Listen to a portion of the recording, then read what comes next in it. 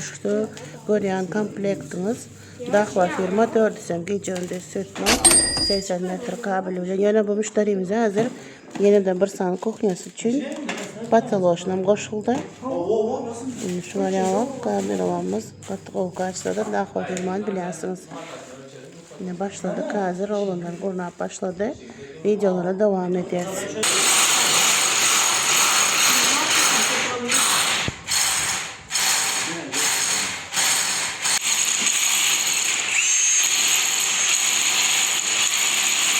Ulan bulmuyor.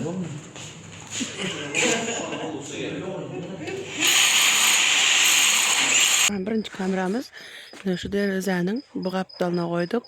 Gece gündüz sütnoy, umlu kameramız sesemalya görüntümalya.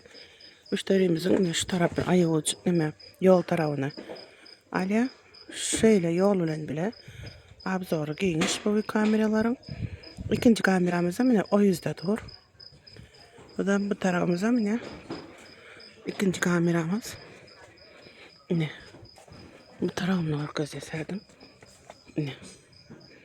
Şu tarafa tutuş abzorunu. Geniş edip görkezya. Devam edeceğiz. Horumuzun içine girenimizde. Ne? Berde de iki kameramız. Biri şu tarafa abzor edip görkezya. Abzor geniş. Böyle kameramızın bu taraftan. Ne? Şu müşterimizin tutuş şu tarafa görkezya. Ne? Böyleden düşük duran katelimizin yoluyla.